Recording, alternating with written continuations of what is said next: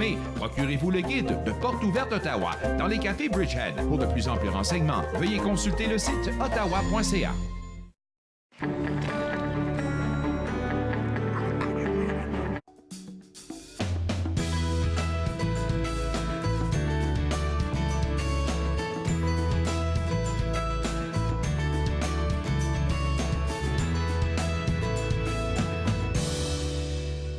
Bonjour et bienvenue à Entre nous, exclusivement sur les ondes de TV Rogers. Je suis Claude-Andrea Bonnier et je me ferai un réel plaisir de passer la prochaine heure avec vous. Aujourd'hui à l'émission, nous allons parler avec deux représentants de la SPO. Avec elle, on va essayer d'avoir des stratégies pour essayer de gérer le stress, tant pour les adultes que pour les jeunes enfants. On va aussi découvrir l'exposition qui est une première mondiale présentée au Musée canadien de la guerre qui s'intitule « Les guerriers de Highland ». On va vous inviter à participer et à voir cette exposition qui s'en vient au Musée canadien de la guerre. Et pour finir l'émission, on va avoir le privilège de recevoir deux de nos focus ici, qui sont ici à TV Rogers, qui travaillent avec nous, avec elles. On va parler de leur expérience et aussi de leur dernier voyage comme à Montréal. Ils sont allés un peu faire un trip qu'elles vont partager avec nous.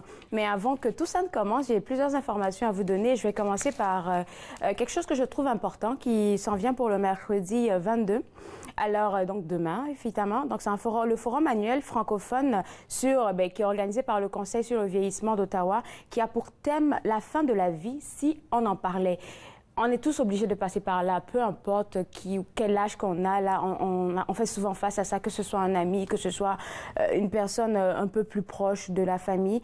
C'est quelque chose qui nous touche particulièrement tôt ou tard. Donc, le thème est assez, je dirais, il est d'actualité. Et puis, à cette journée-là, vous allez découvrir comment offrir des soins de compassion personnalisés pour chaque personne que vous accompagnez. Vous allez aussi découvrir les considérations juridiques de l'aide médicale à mourir et aussi comment reconnaître et intégrer les besoins spirituels et physio-sociaux des personnes en fin de vie. Je vous donne quelques petits points de ce qui va se passer durant cette journée-là, mais il y a une multitude de choses à découvrir et surtout les ressources ici dans notre communauté qui vous sont offertes gratuitement aussi pour pouvoir accompagner des personnes qui ont besoin d'être accompagnées. Et ça se passe, comme j'ai dit tantôt, le mercredi 22 mai de 9h à 15h et toutes les informations concernant le lieu, concernant tout ce qui a rapport avec la journée, comment est-ce qu'elle va se dérouler, pour avoir tout ça, www.coaottawa.ca pour plus de renseignements et pourquoi pas participer à cette activité qui vous donnera plein d'informations. Après ça, demain 22 mai aussi, au Musée au Parc Vanier, vous aurez droit à découvrir le Sentier des auteurs du Musée au Parc. Donc, comme il disait, à chaque mois, chaque mercredi du mois, ça peut être le deuxième ou le troisième, là, ils organisent une discussion sur la francophonie en général. Et de ce que Aurélie nous a dit, la chargée des communications la semaine passée, ils ont décidé de sortir un peu du cadre traditionnel. C'est-à-dire que pour cette fois, vous n'allez pas vous retrouver dans une salle où vous retrouvez, je ne sais pas, dans un lieu du musée au parc pour discuter, mais vous allez sortir prendre une marche et vous allez découvrir en même temps le Sentier des auteurs qui est, il m'a dit, je pense qu'il y a 6 stations avec 5 auteurs par station. Donc, c'est une trentaine d'auteurs que vous allez découvrir, des auteurs franco-ontariens, je signale. Et ça sera Marc N15 des éditions David que nous avons l'habitude de recevoir ici, qui sera votre hôte pour ce mercredi-là. Il va vous donner plus d'informations sur ces auteurs que vous connaissez ou peut-être que vous ne connaissez pas. Donc, si vous êtes intéressé à participer à ça, surtout à vous prendre une marche, pourquoi pas. Je pense qu'ils annoncent bon mercredi, je ne suis pas trop sûre, mais on sait que le soleil commence à se coucher bien plus tard. Et ça commence à 6 h le soir pour juste 1 heure, mais forcément, quand on commence à jaser, on ne voit pas le temps passer. Fait que ça pourrait s'étendre à 1 h, 1 h 15. Ben, c'est un bon moment à passer en famille, entre amis, surtout après le travail. Donc, si vous êtes intéressé, www.museauparc.ca, c'est le site web à visiter pour avoir plus d'informations et pouvoir participer à cette découverte des sentiers des auteurs au Musée au Parc Vanier. Au Musée de la science et de la technologie du Canada, il y a une exposition qui vous est présentée intitulée « Leonardo da Vinci, 500 ans de génie » qui vous est présenté exclusivement là-bas au Musée des sciences et de la technologie. J'ai toujours pensé que ce monsieur-là, il était juste peintre. Mais non, il n'est pas juste peintre. Il a fait plein d'affaires qu'on a partagées un peu avec une représentante qui nous a donné le goût de participer ou de voir cette exposition là-bas au Musée des sciences et de la technologie. Il a fait plein d'affaires et toutes ces affaires-là, ils seront exposées. On va vous parler un peu de son histoire, de qui il est, de qu'est-ce qu'il a fait. Je sais déjà qu'il a fait un pont un pont en bois, pas comme les ponts qu'on voit maintenant, des petits ponts en bois. Là, j'ai essayé de le monter aussi juste pour le fun parce que je l'avais ici en studio, mais c'est des activités auxquelles vous aurez accès. Donc, si vous voulez voir cette exposition, là, www.ingeniumcanada.org, c'est le site web à visiter pour préparer votre visite là-bas au Musée des sciences et de la technologie du Canada. Tourisme Ottawa, ça sera mon dernier point aujourd'hui de mon bloc de discussion. Tourisme Ottawa, comme je dis là, si vous avez besoin de savoir qu'est-ce qui se passe ici à Ottawa, vous avez besoin de savoir qu'est-ce qui s'en vient, alors vous pouvez visiter juste un seul site web, www.tourismeottawa.ca, parce qu'ils ont un calendrier très bien établi. Il a fait que vous saurez exactement qu'est-ce qui se passe tel jour et à quelle heure. Donc, je vous donne déjà deux affaires qui, moi, m'intéressent. Donc, la Zumba sur la colline qui a déjà commencé, qui est tous les jours à partir de 4 heures. Il y a aussi le yoga aussi qui vous est offert sur la colline. Donc, pour avoir plus de renseignements, www.tourismeottawa.ca, c'est le site web à visiter. Après la pause, comme je disais tantôt en début de mission, on va parler avec une représentante du Musée canadien de la guerre qui va nous parler du guerrier des Highlands, une exposition qui est présentée exclusivement là-bas. Vous regardez Entre nous sur les ondes de TV Rogers.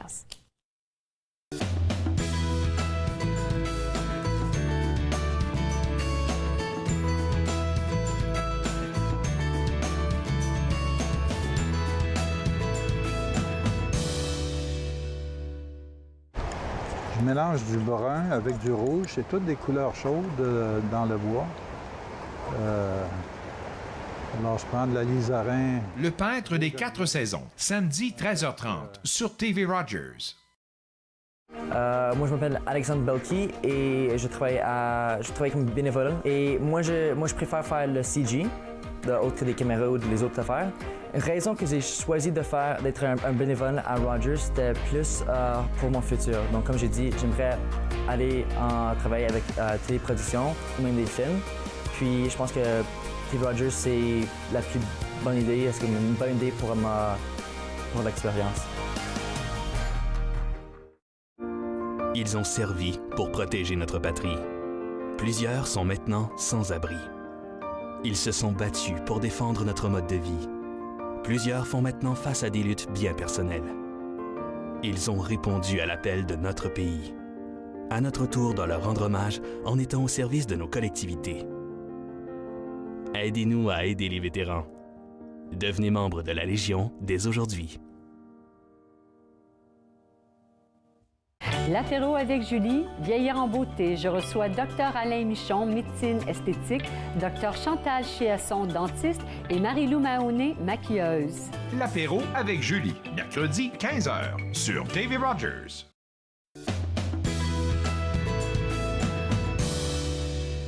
De retour à Entre nous exclusivement sur les ondes de TV Rogers. Je suis maintenant avec moi une représentante du Musée canadien de la guerre. Puis on va parler de l'exposition des guerriers de Highland. J'ai envie de jouer déjà avec lui. C'est une première mondiale, j'ai oublié de le mentionner, hein.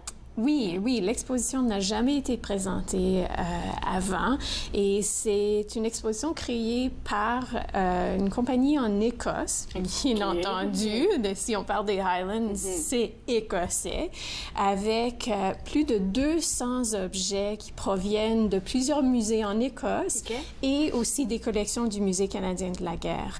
Et le sujet de l'exposition, oui, c'est les guerriers des Highlands, mais c'est aussi l'évolution de ce personnage qui est quand même emblématique, iconique. On pense à quelqu'un qui porte un kilt, qui a une épée, puis qui est dans ce paysage des Highlands.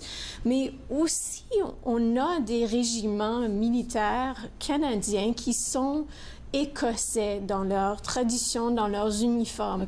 Même ici à Ottawa, un des régiments, c'est les Cameron Highlanders. Mais il y a un lien entre les personnages du Moyen Âge, l'époque des clans, et les soldats d'aujourd'hui, canadiens, qui portent des kilts. Donc, l'exposition trace cette histoire-là à travers des épées, bien entendu, des kilts, des cornemuses aussi, mais aussi des uniformes et des armes qu'on reconnaît un peu d'histoires militaires plus récentes. OK, donc c'est juste, en fait, l'exposition fait une connexion de ce qui s'est passé avec tous ces guerriers-là à l'histoire canadienne militaire un peu. Oui, Ok. oui, et on comprend comment cette tradition-là s'est implantée au Canada et qui existe toujours aujourd'hui. Ça fait partie des fières traditions militaires canadiennes. Ça a été difficile d'essayer de connecter tout ça? Pas exactement, parce qu'on a quand même une présence importante écossaise au Canada. Il y a beaucoup d'immigrants qui sont venus de l'Écosse s'établir ici. Et comme beaucoup d'immigrants, on cherche à recréer un peu notre culture dans notre nouveau pays. Alors, c'est à travers plusieurs coutumes, traditions, même la nourriture qu'on recrée notre culture, notre patrimoine dans le nouveau pays. Et c'est aussi le cas avec la tradition militaire. Alors, c'est surtout les immigrants écossais qui ont commencé les premiers régiments écossais au Canada. Mais c'est aussi quelque chose qui s'est perpétué. Développé, oui, c'est ça. Ça a changé, ouais. Et il ne faut pas être écossais pour s'identifier avec cette tradition militaire ou de faire partie à des régiments qui ont des traditions écossaises. OK. Alors, cette exposition, est-ce qu'elle est pour toute la famille ou c'est vraiment pour des personnes adultes? C'est pour toute la famille. Bien entendu, ceux qui sont amateurs d'histoire ou de culture populaire écossaise, si on pense à la série Outlander, il y a des connexions possibles avec ça. À Game of Thrones. Mais c'est plus Outlander que Game of Thrones, mais il y a toute une culture populaire autour de ces guerriers des Highlands. Donc, il y a un peu de tout pour tout le monde dans l'exposition. Puis on a des activités plus tactiles pour les familles. Entre autres, on peut examiner de proche... Elle est vraiment lourde, là. Elle est vraiment lourde. Fait que tout le monde pourra examiner ça, hein? Oui, c'est une arme iconique. On aura aussi une épée encore plus longue que les visiteurs peuvent essayer, mesurer, voir le poids. Et il y aura aussi un petit jeu trivia ludique pour les familles pour explorer un peu les thèmes de l'exposition. On a la culture populaire, les traditions écossaises. Puis voilà, c'est le petit pion qui va... Il est tellement petit que je ne sais même pas comment le tenir. Et on voit que même avec lui la porte un kilt. C'est comme ça que ça s'appelle? Oui, oui. Okay. Alors, tout ça, c'est vraiment... Ça, on va dire que c'est activité pour les plus jeunes. Ouais, ils vont aller s'amuser, puis nous, on va regarder ça. Hein? C'est ça. Puis il y a aussi un coin où on peut essayer les vêtements traditionnels comme le kilt et se poser en photo. Donc, avec le coin d'activité et les plus de 200 objets quand même impressionnants, c'est une exposition pour tout le monde. D'accord. En plus de ce qu'on pourrait voir et des petits jeux qu'on aura, on a parlé de l'histoire. Qu'est-ce que les gens vont apprendre en partant, en voyant cette exposition-là? Bien, ils vont apprendre des thèmes importants tels que l'immigration, les guerres, les conflits qui ont impliqué des Highlanders, mais ils vont aussi apprendre certaines histoires plus humaines ou intimes. Entre autres, nous avons des cornemuses qui ont été jouées sur les plages en Normandie le jour J. Donc, le 6 juin, c'est le jour, la journée d'ouverture. L'exposition est ouverte à partir du 7 juin, mais l'ouverture en soirée, c'est le 6 juin. Ça, c'est le 75e anniversaire des débarquements, le jour J. Durant la Seconde Guerre mondiale. Alors, on s'imagine avec les artilleries, les Allemands, les défenses, les chars d'assaut, les soldats, mais il y a quelqu'un qui a joué le cornemuse sur les plages au moment même du débarquement. Alors, ça aussi, c'est une tradition qui date des centaines d'années, mais on le voit quand même jouer dans un conflit, le conflit majeur du 20e siècle. Alors, il y a aussi des médailles, des ensembles de médailles, comme le Croix de Victoria, qui a été décerné à un soldat durant la Première Guerre mondiale. On a aussi... qui était lui aussi au front. Hein? Oui, et on a aussi des uniformes portés par des soldats dans des régiments écossais ou des Highlands durant la guerre en Afghanistan. Donc, on a vraiment des centaines d'années d'histoire dans l'exposition. Est-ce qu'il y a des interactions? Parce que souvent dans les musées, il y a ça, surtout pour quelque chose comme ça, qui est vraiment historique. Est-ce qu'il y aura des interactions comme des petites vidéos? Il y a quelques vidéos qui vont explorer en détail deux tableaux assez impressionnants. C'est des tableaux qui racontent un peu des batailles importantes. Alors, les vidéos vont explorer en détail, vont décortiquer un peu le symbolisme de ces tableaux-là. Et il y a aussi un petit interactif numérique pour apprendre à manipuler une épée. Donc, ça, c'est la version virtuelle. Et plus loin, ben là, on peut manipuler, examiner de plus proche une vraie épée. La manche est vraiment comme extraordinaire. Est-ce que tu le vois ici, là? La manche est vraiment extraordinaire.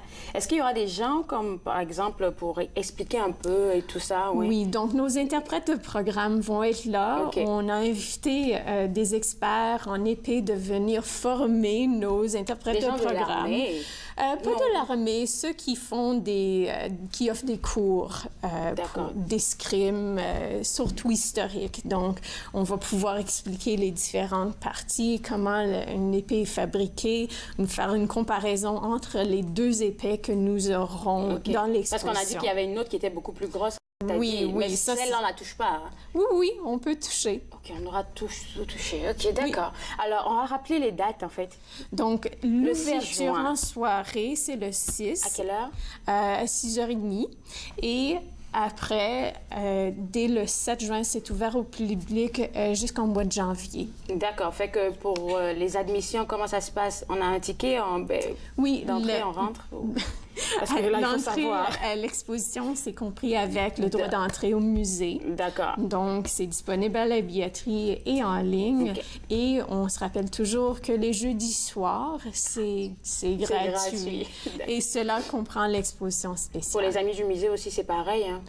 Oui, si vous devenez membre, vous aurez accès en tout le temps au musée. Merci beaucoup, Catherine. Et puis moi, je vais inviter ceux à la maison qui sont fanatiques de l'histoire à visiter cette merveilleuse exposition qui est une première mondiale ici au Canada, donc www.musedelaguerre.ca pour avoir plus d'informations sur les guerriers de Highland. Après la pause, on va parler avec des représentants de Santé publique Ottawa avec lesquels on va apprendre à gérer notre stress. Vous regardez Entre nous sur les ondes de TV Rogers.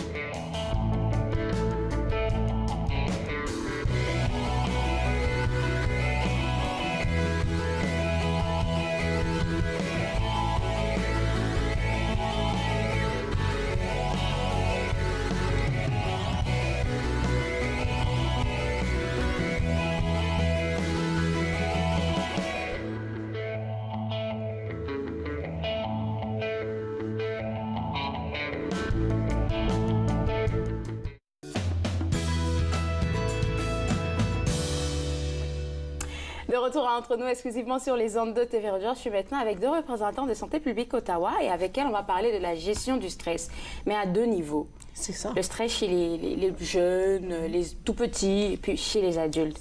Déjà, là, de savoir que les plus jeunes avaient du stress, c'était comme, OK, ils stressent pourquoi? Oui. Et c'est vrai, tu as parlé des examens tantôt. Hein? C'est une possibilité de stress. Oui, tout à fait. Donc, je vais commencer avec toi, Carole, parce qu'on va aller direct pour les adultes, là, je pense. Hein? C'est ça. OK. Alors, malheureusement ou heureusement, le stress fait partie de la vie. Oh, tu m'en parles même. Se dire qu'on va passer une journée sans stress, c'est peut-être pas réaliste. Mais le stress, ça fait aussi partie de la manière que nous avons évolué, parce que c'est à travers le stress qu'on peut parfois échapper à des situations difficiles et surmonter les défis. Alors, le stress joue un rôle dans notre vie. Le stress aussi, on le vit sur différents paliers. Exactement. On va le vivre de façon physique.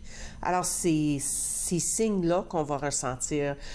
Les signes vont être différents d'une personne à l'autre, mais on peut parler parfois de choses comme un mal de tête, les papillons ou à la bédaine, peut-être les mains moites, peut-être le cœur. On va sentir le cœur se débattre un peu plus. On va aussi le sentir au niveau émotionnel. Puis celui-là, souvent, il est beaucoup plus apparent. Alors, c'est ce sentiment qu'on a peut-être de l'anxiété ou ce sentiment qu'on se fâche peut-être un peu plus vite. Puis on va le ressentir aussi au niveau cognitif. Alors, notre manière de penser change lorsqu'on vit une situation de stress. On devient moins logique, tu penses, ou plus logique? Des fois, c'est moins logique parce que les émotions rentrent dans le jeu. Dans le jeu, ouais, c'est ça. Alors, si vous permettez, j'ai amené juste une petite vidéo d'à peu près 10 secondes, juste pour nous mettre en contexte quand on parle de stress. D'accord.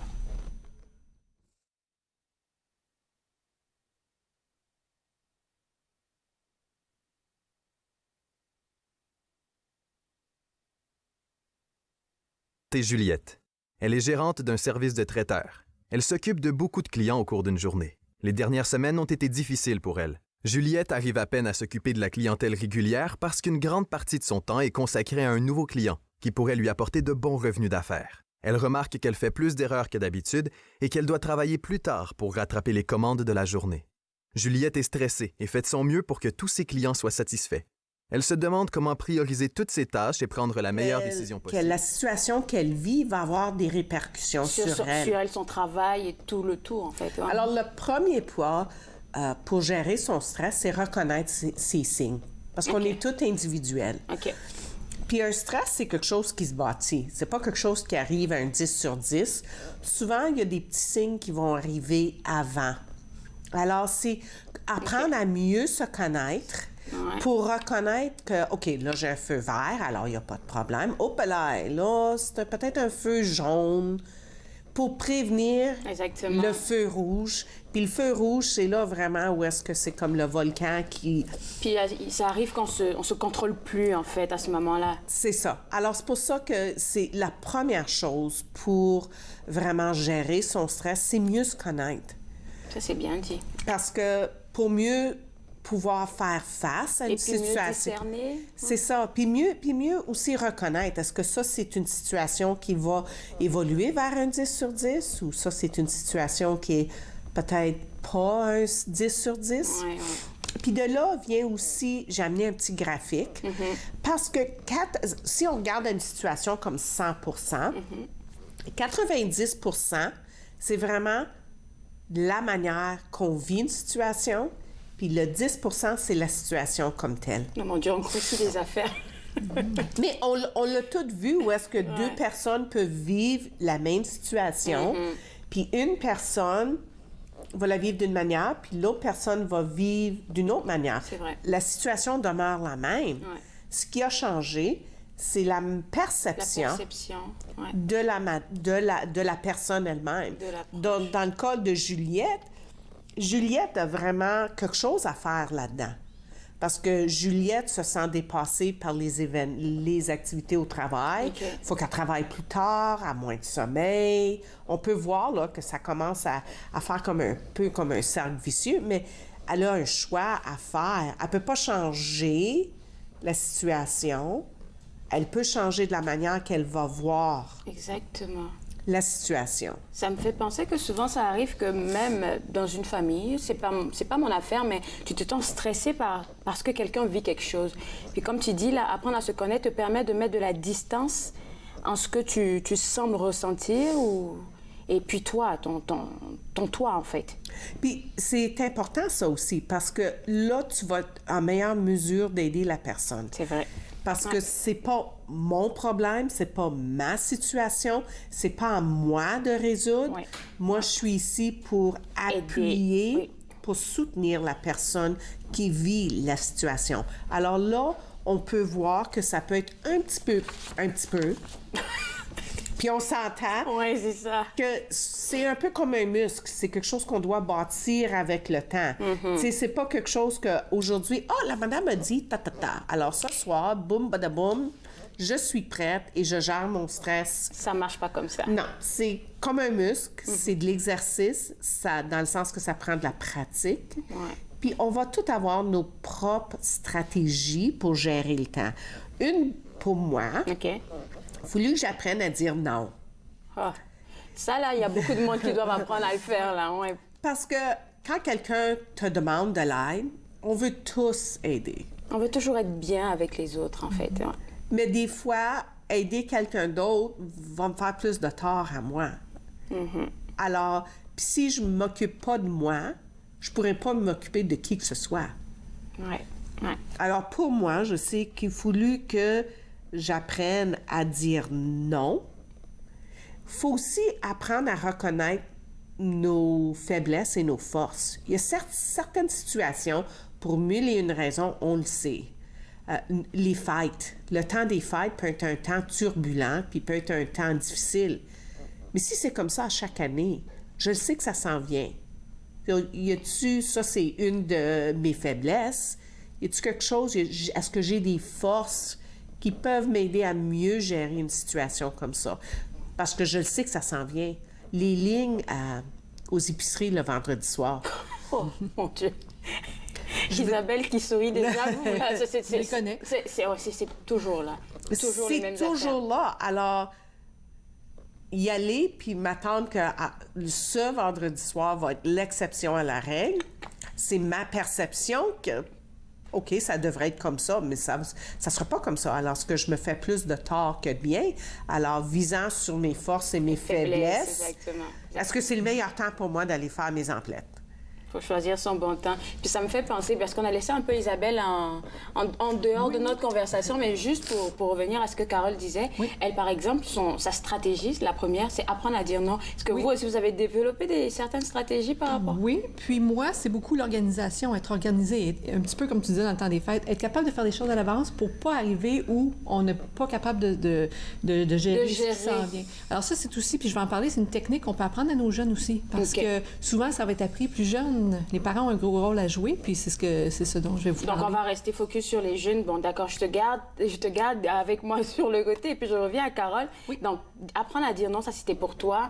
Apprendre à savoir gérer tout ce qu'il y a autour, comme s'organiser, on va dire, un peu, parce que tu peux pas te lever un vendredi soir et dire « Ouais, tout sera beau », mais non. Tu vas te faire un stress, mais c'était prévu, hein? C'est aussi créer des transitions. Combien de fois ça a été mal au travail ou ça a été mal à la maison, puis on amène ça au travail ou on amène ça à la maison. Comme un petit sac, là. C'est ça. Alors, des fois, c'est bon de prendre le temps en deux choses pour prendre un respire puis laisser de côté le problème de travail quand j'arrive à la maison ou laisser le problème de la maison quand j'arrive au travail. Dans la mesure du possible, on s'entend. C'est ce que j'allais dire, parce que...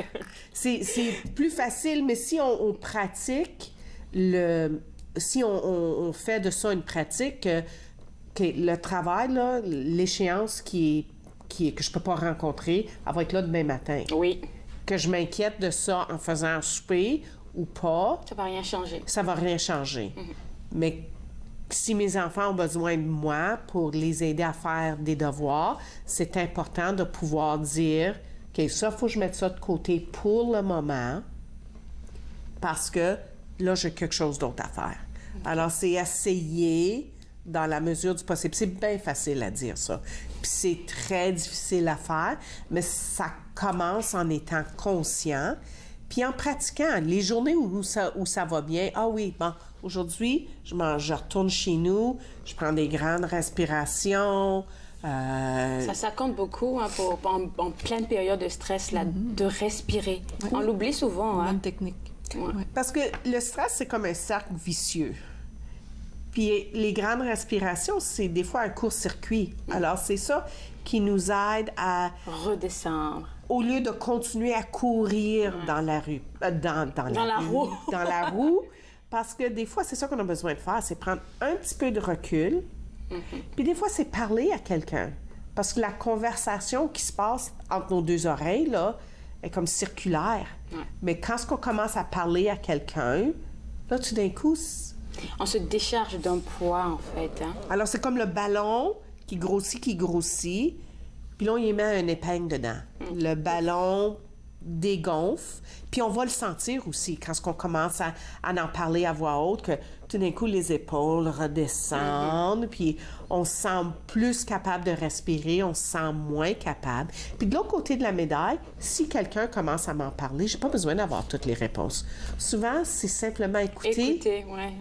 Parce que la personne a déjà eu toute cette conversation-là. Alors, toutes les solutions que vous voulez y amener, c'est pas la peine. Faites juste écouter. C'est ça. Parce que le ballon a besoin de se dégonfler avant qu'on puisse mieux s'entendre. OK. Et puis commencer à parler de solutions. Merci, Carole. Ça, c'est tes astuces pour les adultes. Puis moi, je vais vous garder avec moi parce que après la pause, on va découvrir comment gérer le stress. C'est les plus jeunes et les jeunes ados, surtout les jeunes ados. Vous regardez Entre nous sur les ondes de TV Rogers.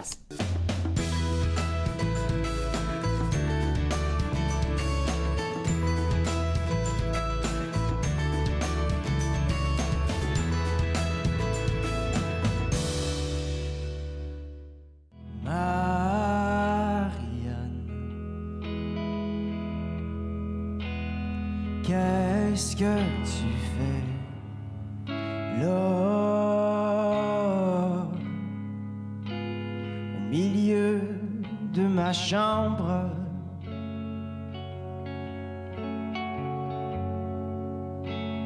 au milieu de la nuit?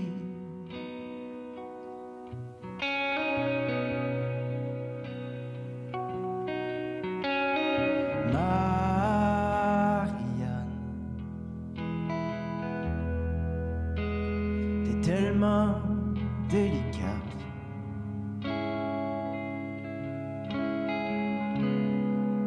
avec ta cigarette à la main,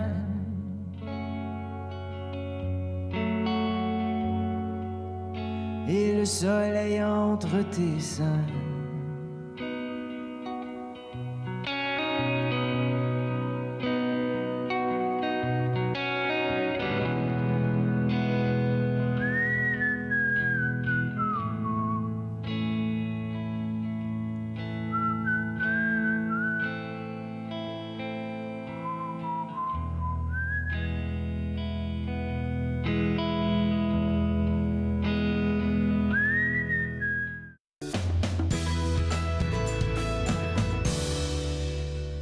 De retour à Entre nous exclusivement sur les ondes de TV Rogers, on apprend à gérer notre stress ici sur le plateau avec des représentants de la SPO.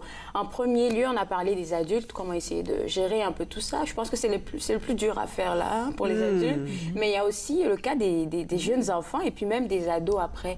Les jeunes enfants, on parle de quelle tranche d'âge? Bien, tous les enfants peuvent vivre du stress à n'importe quel âge. Alors, c'est sûr que c'est cute très en même large. temps. Mais c'est sûr qu'un enfant ne pourra pas verbaliser comme nous on peut faire, dire « Ah, je suis stressée ». Fait que c'est plus cute. L'enfant ne verbalisera pas, mais on va le voir avec des symptômes physiques, on va le voir avec des comportements. Alors, notre petit peut être très irritable, peut faire des crises de colère. Des fois, on a tendance à dire « Mais c'est un enfant difficile, il fait des crises de colère, c'est un comportement... » Surtout dans les supermarchés, là, on y pense. Mais souvent, ça va être en réponse à une anxiété ou un stress qu'il n'est pas capable d'exprimer autrement parce qu'il n'a pas les mots pour le verbaliser. Alors, il y a beaucoup de choses comme ça qui peuvent arriver, puis justement, qui sont l'expression pour les enfants de leur stress ou de leur anxiété. Alors, on parle beaucoup aussi de maux de ventre, de maux de tête comme les adultes, mais des maux de ventre, les pleurs, être irritable, pleurer pour rien. Des pleurs incessants. Oui, puis même si ce sont des petites choses qui nous stresseraient pas vraiment, bien pour eux, c'est plus difficile. Alors, c'est sûr qu'on peut pas l'éviter. Les stress, il y en a dans la vie. Il faut que nos enfants fassent justement ces stress-là. Oui. Et puis, ça peut être toutes sortes de choses. Hein? Les enfants, ce qui peut les stresser, eux, ça va être la première journée d'école. Ça va être une anxiété. La première journée d'école, il faut y penser. Et nous, on se dit, mais c'est amusant.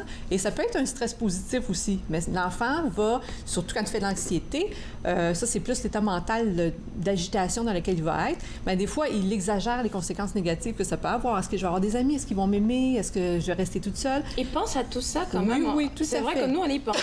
Hein? Oui, alors même si c'est très subjectif, là, les angoisses que les enfants peuvent avoir à leur première journée d'école, un examen. Il y en a aussi certains enfants qui sont moins bons avec les transitions. Oui. Tu sais, comme on est plus lent, on a besoin de plus de temps pour s'habituer. Alors, pour eux autres, ces nouvelles situations-là, sachant que ça s'en vient, peut être la cause d'un stress. C'est tellement vrai. Pour la première maternelle de mon neveu, il a fait comme une semaine avant d'apprendre à se détacher de sa maman, parce que c'est tout le temps les pleurs, mais je pense qu'il a rencontré quelqu'un là-bas à la crèche, donc c'est bon. Là, il est bon. Exactement. Et les professeurs sont aussi à l'écoute des enfants. Ils vont le voir. Là. Les enfants, ils vont dire aux parents souvent, là, ils vont avoir mal au ventre. C'est vraiment la période où les médecins vont avoir des enfants qui se présentent avec des symptômes comme ça, mais c'est relié souvent avec l'anxiété quand on commence dans une nouvelle école. Donc, c'est des causes comme ça qu'on devrait peut-être porter l'œil dessus. Exactement. Alors, ce sont des choses qu'on peut entrevoir. Si on sait qu'on a un enfant qui a de la difficulté à transitionner, puis va commencer l'école, c'est peut-être... C'est ça? Oui, ils font ça dans les hôpitaux. Quelqu'un qui va avoir une chirurgie, un enfant qui va avoir une chirurgie, souvent, il va avoir une journée où tu peux venir visiter l'hôpital et puis t'habituer un petit peu à l'environnement.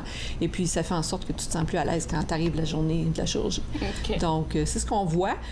C'est sûr que les enfants ont moins d'expérience à gérer leur stress. Forcément. Donc, qui va avoir à le faire et à le montrer aux enfants? Ce sont les parents.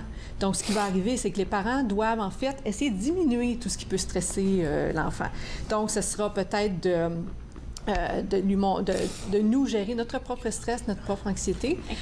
Oui. OK. Est-ce qu'on pourrait prendre une toute petite pause? Oui, tout à fait. Alors, nous, on revient juste après la pause pour continuer de parler d'anxiété chez les jeunes ados. Vous regardez Entre nous sur les ondes de TV Rogers.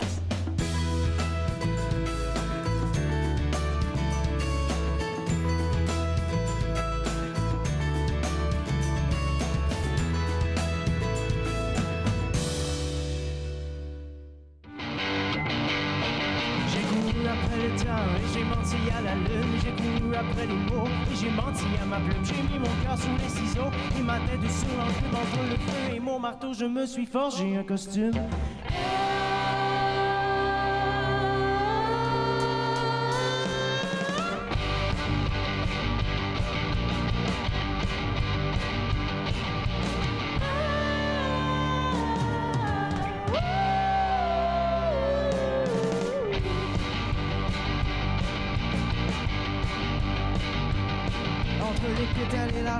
La tige et la racine se cachent les secrets de l'amour. Quelque part en plus épais, la date autour du soleil. Et plus ça change, plus c'est pareil. La même tourne, il y a une toune qui me pousse entre les deux oreilles.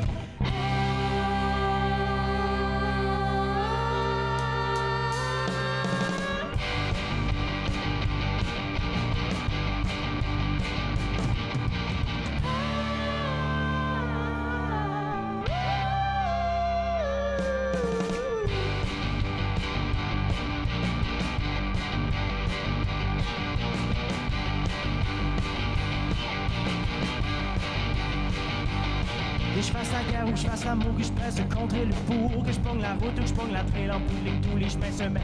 Le poignet sur le chemin du doute avec un flat sur la conscience.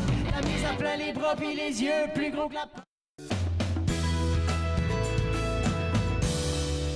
De retour à Entre nous exclusivement sur les ondes de TV Rogers. Désolée pour la publicité rapide là parce qu'on a laissé Carole sortir. Elle avait eu un petit malaise, donc elle est sortie d'urgence, mais je suis restée avec Isabelle. Puis on a parlé de comment on pouvait reconnaître les signes de stress chez les plus jeunes, surtout âge élémentaire, là, je dirais. Oui. Puis là, maintenant, on essaie de les aider. Des stratégies pour les parents. Oui, alors comme je disais, c'est que les parents vont avoir à le faire parce que l'enfant a besoin d'outils, dans le fond, pour savoir quoi faire.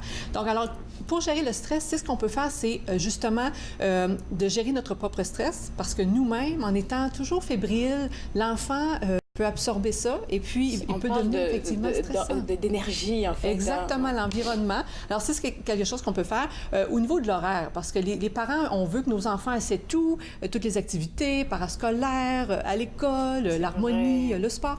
Donc, être capable de gérer l'horaire, même si l'enfant voudrait essayer tout, il faut être capable de faire des choix puis le lui dire. C'est la raison pour laquelle on le fait. C'est sûr qu'il y a de la pression au niveau académique, de bien réussir à l'école. C'est beaucoup d'enfants qui vont être plus sujets à avoir de l'anxiété à cause de ça. Mais c'est vraiment de leur montrer. Là. Il faut prendre un temps pour relaxer, des techniques de relaxation qu'on peut montrer à nos enfants également. Mais c'est beaucoup aussi d'éviter... disons, des fois, on parle entre parents de sujets peut-être qui pourraient inquiéter les enfants. Faire attention, peut-être se retirer ailleurs avant d'en parler. Parce qu'ils comprennent tout. Hein? Ils comprennent tout et ils n'ont pas tous les détails, donc ils peuvent s'inquiéter peut-être de façon excessive pour rien. Donc, c'est toutes ces choses-là que nous, en tant que parents, on peut faire. D'accord. Donc là, moi, je vais vraiment revenir sur l'histoire de la préparation avant l'école parce que c'est assez courant de voir les tout-petits vraiment. Tout à fait. Donc, imaginons qu'on ait une rentrée, parce que la rentrée, ça va commencer bientôt, là. On aurait une rentrée pour, je sais pas, le lundi. Donc, depuis combien de temps tu penses qu'on devrait commencer à préparer le tout-petit à ce changement d'environnement-là? Oui, souvent, les écoles vont faire des journées où est-ce que ça va être progressif. Le parent va aller avec l'enfant à l'école pendant un petit peu... quelques jours pour justement l'habituer à l'environnement. Sauf que c'est sûr qu'il va y a une sorte d'anxiété qui est vraiment reliée, comme vous disiez tout à l'heure, à l'attachement. Ça va être plus difficile, mais il faut juste savoir qu'il faut persévérer et puis qu'éventuellement, l'enfant va se sentir mieux. Maintenant, quand consulter, parce qu'il y a un moment donné où il faut qu'on fasse quelque chose parce que l'anxiété, elle est trop grande, mais l'enfant est incapable de gérer, puis on n'est plus capable d'aider notre enfant. Parce que nous, on se met à pleurer aussi. J'en ai vu des parents. Ah oui, tout à fait, exactement. Des fois, ça va ensemble. Hein? Mais c'est ça. Quand est-ce qu'il faut consulter ou aller voir, chercher de l'aide? Bien, c'est quand ça devient excessif, quand ça devient très, très fréquent. Ça nuit dans ses activités de tous les jours. Il ne peut plus fonctionner. Beaucoup de problèmes de sommeil, ça peut arriver. L'enfant ne dort plus et vraiment, là, il y a de la difficulté à s'endormir. Il y a beaucoup de symptômes physiques. Alors, c'est dans ce temps-là qu'il faut aller demander de l'aide. Peut-être que, comme parents, on a de la difficulté à voir ce qu'on pourrait faire. D'accord. Donc, ça, c'est pour des enfants beaucoup plus jeunes. Oui. Les ados, oh my God, ça, je pense que ça, c'est un gros deal, là. Puis il ne faut pas les oublier, hein, parce que il y a beaucoup de symptômes qui sont, en fait, un peu... qui se comparent à l'adolescence en général. Oui. Donc, on ne parle plus, on se retire, peut-être, on parle moins à ses parents. Surtout avec les téléphones, maintenant, là, oui, on se fait ignorer en tant que parent des fois. Mais c'est important de faire en sorte, justement, d'en parler à notre enfant. Est-ce que tu en as trop? Est-ce que c'est trop pour toi à gérer? Puis il y a des trucs qu'on peut leur donner. Parce que nos jeunes, un petit peu comme les adultes, dans le fond, vont aussi avoir des signes et symptômes que nous avons. Mais des fois, on a nommé tous les symptômes physiques, maux de tête et tout ça, comme tout à l'heure. Mais on a aussi peut-être se retirer des activités, s'isoler un petit peu plus des amis, même pas faire les activités qu'on aimait avant.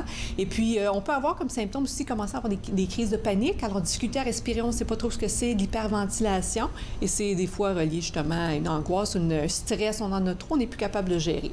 Alors, ça arrive aussi chez nos adolescents, puis il ne faut pas le négliger non plus, c'est important. Je pense que surtout à cette période-là, et les causes, ça pourrait être quoi? Est-ce que c'est les hormones, je ne sais plus? Oui, en fait, ça peut être ça un petit peu, mais beaucoup, la pression des pères, maintenant, va être plus grande un peu. De quoi on a l'air? Ça a l'air de rien, mais de quoi on a l'air, l'apparence, c'est plus stressant pour certaines personnes. La performance, autant au niveau des sports qu'académiques, ça peut faire une grosse différence. Puis c'est sûr, les études, ça devient plus compliqué. On a des choix qui s'en viennent, on a des choix à faire. Quand on vieillit aussi, à l'adolescence, c'est un peu plus tardive. La 11e, 12e année, on a des choix à faire. Puis ça peut être des stress. On ne sait pas trop dans quoi on s'embarque. Et puis, il faut être capable de gérer ça. Et c'est comme un peu comme les adultes le feraient, c'est d'avoir des techniques, être capable de gérer ces choses, être capable de voir venir un petit peu nos difficultés. Si toi, tu as de la difficulté en mathématiques et une notion que tu ne comprends pas, n'attends pas à la fin juste avant l'examen. Alors, être capable de dire, tout de suite, adresse le problème pour pas qu'il s'empire, dans le fond, qu'il soit plus grave, qu'il soit plus difficile à gérer dans ce temps-là. Et puis, vous travaillez dans les écoles, hein? Oui. Fait que pour quelqu'un qui n'aime pas vraiment s'ouvrir, parce qu'on en trouve des jeunes comme ça qui n'arrivent pas à s'ouvrir, déjà pour les parents, qu'est-ce qu'ils sont censés faire face à ces situations? Puis les enseignants aussi. Oui, mais en fait, on dit, comme des stresseurs pour nos jeunes, on leur dit, parle à quelqu'un en qui tu as confiance. Alors, ça se peut que ce ne soit pas nécessairement le parent, ça peut être des amis qui échangent, qui vivent le même genre de choses.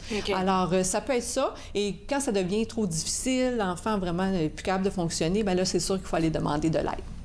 C'est une personne spécialisée. D'accord, donc personne spécialisée, donc là, ce sera vraiment une consultation, un peu comme on a parlé tantôt pour les enfants d'âge élémentaire. Oui, exactement. OK. Puis ici, vraiment, quels sont les signes alarmants qu'on devrait vraiment regarder, surtout chez les ados? Parce que c'est ça, je pense que tout ce qui est diminution de l'appétit, tout ce qui est problème physique, problème de sommeil. Alors, quelqu'un est très stressé, même les adultes, on a souvent, on va faire des rêves en lien avec ce qu'on vit. Alors ça, tu vois que c'est une grosse période de stress. Des fois, c'est un peu loufoque comme rêve, c'est un peu exagéré, mais c'est toujours une crainte qu'on a, donc on peut faire des cauchemars comme ça. Donc c'est ça, quand ça interfère avec sa vie, il est temps d'agir. D'accord. Alors, où est-ce qu'on peut avoir des infos? Parce que je sais que à chaque fois, vous actualisez de très bonnes infos pour le monde. Oui, alors nous autres, on a un site Internet pour les jeunes, justement. C'est en fait pour les parents. C'est êtreparent@ottawa.ca. Il y a toutes sortes d'informations, dont plusieurs que je vous ai déjà données, des trucs pour justement diminuer le stress et l'anxiété chez les enfants. Il y a Santé Canada. Il y a plusieurs sites qui sont reconnus, qu'on peut aller visiter. Puis c'est toujours intéressant. Puis c'est sûr qu'il y a, quand il est question d'aide, il y a le centre psychosocial qui est francophone, qu'on peut aller visiter. Oui, ça, par exemple, c'est ça. Alors, il y a c'est sûr qu'il y a des ressources. Des ressources. Mais en général, si on apprend à gérer notre stress d'une façon positive, souvent, la plupart des jeunes vont être capables de gérer, mais c'est quelque chose qu'on doit apprendre à faire. De tout ce que vous avez dit, Carole et toi, je retiens juste que, et surtout pour des parents, si on va apprendre à gérer le stress de nos enfants ou même de nos jeunes ados, il faut que nous aussi, on arrive à gérer, parce que c'est quelque chose qui va se transmettre, là, forcément. Tout à fait, exactement. Merci beaucoup, Isabelle. Alors, voilà, maison, comme vous l'avez entendu, il y a plein de ressources qui vous sont offertes sur www.aideparentottawa.ca. Donc, allez-y et puis prenez des informations pour vous aider, vous d'abord, et ensuite vos jeunes enfants. Après la pause, on va parler avec deux focus téléphoto ici à TV Rogers. Vous regardez Entre nous sur les ondes de TV Rogers.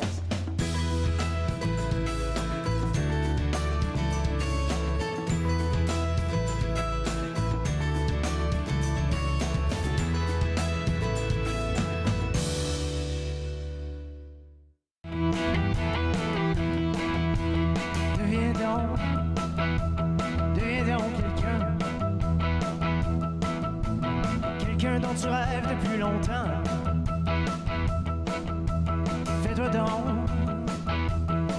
donc conteuse. Viens me conter des mantres qui me font jouer. Même si l'amour est gone, depuis longtemps. Même si l'amour est gone, depuis longtemps.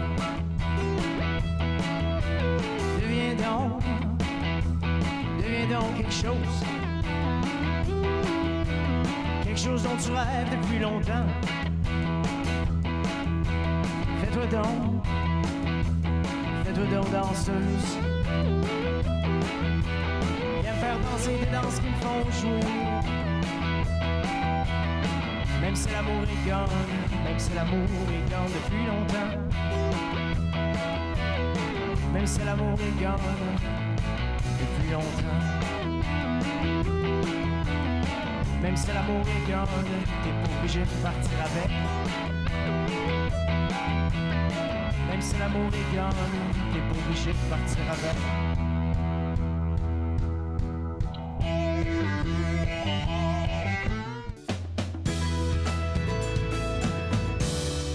De retour à Entre nous, exclusivement sur les ondes de TV Rogers. Pour moi, ce sont des invités spéciales parce qu'on a l'habitude de... moi, j'ai l'habitude de vous voir en arrière de l'écran. Vous êtes tout le temps à la caméra ou graphique ou régie de plateau. Vous faites le focus ici, téléphoto. Exactement. Mélanie, on va commencer avec Mélanie. Parce que Mélanie, tu prends ma place bientôt, hein? Peut-être, j'aimerais ça. Alors, dis-moi, pourquoi t'es allée vers le focus téléphoto? Bien, en fait, au début, je vais aller en radio, en télé, donc être animatrice. Et puis, j'avais aucune idée que j'étais pour être en arrière de la caméra au début et que j'allais avoir un intérêt. Et finalement, j'adore être derrière la caméra, être assistante à la réalisation, faire des graphiques. Mon Dieu, tu fais beaucoup d'affaires. Oui, donc on a la chance de toucher à plusieurs rôles. Donc j'adore ça aussi, comme quand on peut changer de rôle. Donc on peut toucher et essayer d'autres choses. Et puis des fois, même à l'émission, des fois, si on peut comme aujourd'hui. Donc tu veux une expérience complète en fait de tout ce qui... Puis là, tu as dit que tu avais d'autres attentes quand tu venais au Focus. Mais tant que tu es arrivé, tu as fait toutes ces affaires-là. Tu es mordu, là. Oui, j'adore ça. C'est dans ça que je veux aller. Puis, en même temps, oui, je vais être en avant de la caméra, mais le fait que j'étais en arrière de la caméra, bien là, je peux mieux comprendre ce qui se passe. Exactement. Et je suis plus à l'aise devant la caméra maintenant. Et puis, tu es un gros soutien pour moi. Il faut que je dise à tout le monde, là. Et toi, Michaela, pourquoi le Focus Téléphoto? C'est fun, le Focus, juste pour dire. Mais je veux vraiment être actrice dans comme des émissions, comme des films. D'accord. Oui, ça donne comme une vraiment bonne perspective en arrière de la caméra. Puis j'aime ça voir les deux mondes. Donc, en gros, j'aime ça. Et je sais pas qui va me répondre entre vous deux, là, mais c'est quoi une journée typique ici avec nous? Une journée typique, c'est, tu vois, tu rentres, là, si t'as faim, tu peux grignoter quelque chose, aller prendre une tasse d'eau, ensuite faire l'émission, aller devant derrière la cam, je veux dire, ou aller faire régie de plateau et juste comme différents postes pour faire entre nous. Et là, ensuite de ça, on a notre cours en ligne, mais aujourd'hui, chaque mardi, on a notre DRC. D'accord. Puis là, on va chez nous ou on reste ici pour faire d'autres émissions, comme Nathan parle ou les mercredis. D'accord. Puis toi, t'as touché à combien de postes déjà? Combien de postes t'as déjà fait? Je voulais me lancer des défis plusieurs fois. Alors, j'ai été à Régie de plateau plusieurs fois. J'ai fait son une, deux fois. J'ai fait aussi... qu'est-ce que j'ai fait d'autre? J'ai aussi fait le décompte. D'accord. Donc, assistante à la réalisation. D'accord. Mais j'ai pas encore fait graphique à entre Ça te tente pas? Non. Maintenant, tu as des préférences. Tu sais ce que tu aimes dans ça, OK? Oui, et toi, Mélanie? Moi, j'ai fait graphique, t'as tout fait, hein? Oui. Oui. Graphique, assistante à la réalisation, régie de plateau, caméraman. Puis, j'ai fait un peu d'audio avec quelqu'un d'autre qui m'a aidé, mais je ne le maîtrise pas encore. Donc, dans les derniers mois, c'est ce que je vais maîtriser un peu. Tout ce qu'on retient, c'est que c'est un bon cadre pour apprendre de tout. Là, exactement, ouais. Et puis, dans votre focus, là, vous ne faites pas seulement rester ici, être à l'émission. Vous faites des voyages. Puis, dernièrement, vous étiez, oh mon Dieu, les chanceuses. Vous êtes allée à Montréal, hein? Oui. Dans quel cadre, hein?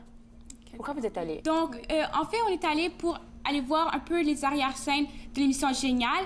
Puis aussi, on est allé visiter les studios de Radio-Canada. Donc, on va en parler un peu plus en détail tout à l'heure. OK, bien, on voit des photos, on pourrait commencer à en parler. Ouais. Donc, ça, c'est l'émission Génial. Donc là, ça, c'est le groupe du Focus. Et puis, on a aussi Stéphane Bellavance, qui est l'animateur, et Martin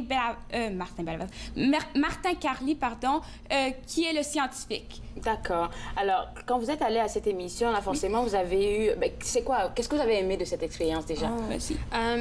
Qu'est-ce qu'on a fait là-bas? C'était taper des mains, parce qu'on était de la foule. Donc, on devait garder un sourire, parce qu'à tout temps, comme les caméras sont partout. Exactement. Puis, fallait vraiment écouter l'animateur qui disait « OK, là, c'est temps de taper les mains, taper les mains. » Puis, c'est des choses de même. Et puis, vous êtes allé aussi dans les studios de Radio-Canada, hein? Oui. OK. Donc, oui. C'est des pots beaucoup plus grands. Qu'est-ce que vous avez? C'est énorme. Donc, si on a la chance d'y aller, bien, allez-y en groupe, puis allez visiter. Et puis, en fait, c'est tellement gros qu'en fait, ils vont rapetisser ça, ils vont déménager, pardon, et puis ils vont aller juste à côté, juste parce que c'est tellement énorme. Donc, ils n'ont pas besoin de tout cet emplacement-là. Mais il y a une différence que vous avez sentie entre votre travail que vous faites ici et tout ce que vous avez pu voir là-bas? Oui. On en parle? Absolument. Oui. OK. Dans quelques studios, il y a aussi des studios qui n'ont pas de caméraman. Parce que... Ils n'ont pas de caméraman? Non, ils n'en ont pas parce qu'ils n'en ont pas nécessairement tout le temps besoin et ils ont aussi la technologie pour le faire. OK, d'accord. Ouais. Et puis toi, Mélanie, je pense que nous aussi, on l'a ici, hein? On a des robots quelque part, là. Il ne faut pas oublier ça. C'est pas exactement la même chose. Il y a aussi, dans une grande salle, il y avait plein d'employés qui travaillaient sur les ordinateurs. Et puis, en arrière, en fait, il y avait des émissions qui se passaient. en arrière-scène, on les voyait travailler. Donc, il y a plusieurs plateaux, ils sont surélevés. Donc, voilà, donc c'est comme ça, on maximise tout l'espace. Et puis, plusieurs émissions peuvent être en même temps et tourner en même temps. Et puis, comme Kimikila disait tout à l'heure, il y a une des animatrices du matin qui fait les nouvelles. Bien, elle n'a pas de caméraman. C'est elle qui va faire toute seule. Puis, on essaie de faire de plus en plus, quand on est journaliste, de tout faire par nous-mêmes. Donc, faire caméra, trouver notre information et ainsi de suite. Mais là-bas, oui, ils ont des recherchistes et tout ça. Mais c'est énorme. Donc, beaucoup de gens travaillent derrière ça. Et puis aussi radio. La radio, on est allé voir, on a aussi une photo de la radio. Puis, on a eu la chance d'aller avec Catherine Pogona. J'espère que j'ai bien dit ça. Pogona, ouais. Et puis, elle anime une émission le matin, si je ne me trompe pas. Et puis, on a eu la chance de la parler. De discuter avec elle, ouais. Puis, elle a dit un petit peu... enfin, on a eu la chance d'assister un peu à son émission, puis voir ce qu'elle disait. D'accord. Ouais. Il nous reste 45 secondes. Donc, quand tu as dit quelque chose qui m'a bien plu, comme on est rendu à 2019, là, un journaliste ou, je sais pas, quelqu'un qui travaille en télé doit être à même de faire tout ça. Et je pense qu'actuellement, vous êtes assez outillés. Oui. Exactement. Avec le focus, en fait, ça nous a permis de vraiment être devant et derrière, comme tu disais tout à l'heure. Et puis, plus tard, moi, je vais être capable de faire de la caméra, le son, graphique. Donc, je vais pouvoir vraiment être à plusieurs rôles. Et c'est ce qu'ils recherchent maintenant et dans les années à venir. Ouais. Voilà. Donc, est-ce que vous voulez rester avec moi pour la conclusion? Parce que j'ai une autre question à vous poser. C'est bon? OK. Alors, moi, je garde mes deux focus avec moi. Après la pause, on va parler de leur avenir. Oui, c'est ça. Vous regardez Entre nous sur les ondes de TV Rogers.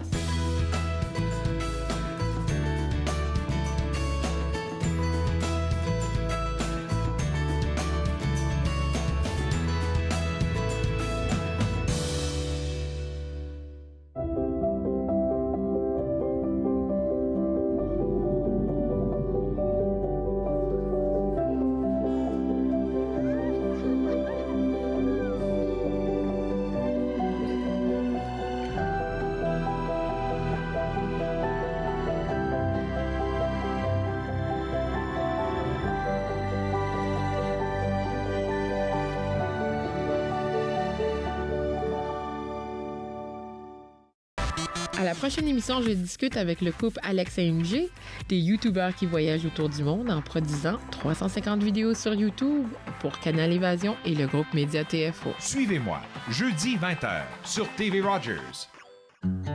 Il a mes yeux. Il a les pommettes de sa mère. Il a ma phobie des hauteurs. Il a sa nature si compétitive. Il a mon sens de l'humour un peu bizarre. Il a son amour de la lecture. Il a mon oxycodone. Il y a des choses qui ne devraient pas se transmettre.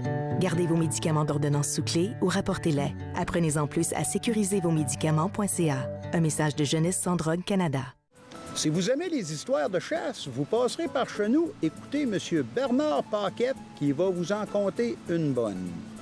Fait que c'est le père qui vous invite, vous viendrez. Viens que je te raconte. Mercredi 19h30 sur TV Rogers.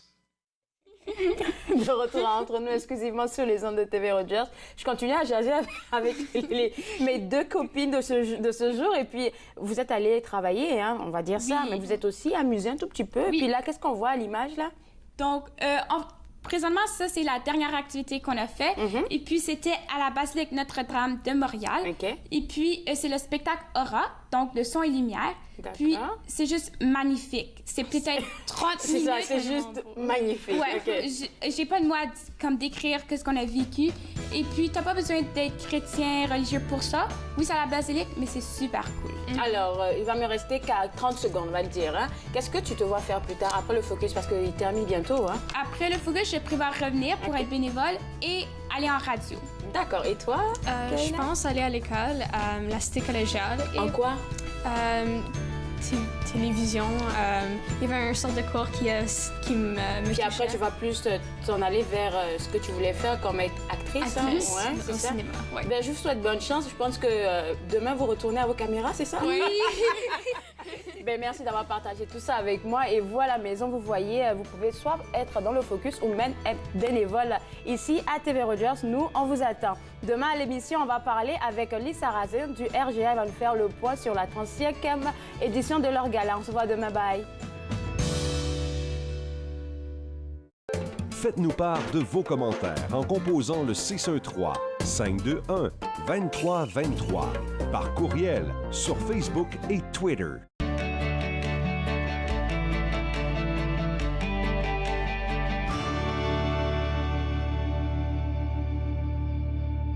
Je m'appelle James Fall, puis je fais mon coop / bénévole ici à TV Rogers. Je voulais expérimenter différents types de techniciens. Quand je suis technicien de scène, je voulais voir technicien de production télévisuelle, voir c'est quoi les différentes démarches, les différents environnements, puis c'est quoi l'impact que ça fait sur moi quand je suis intéressé dans le domaine de technicien.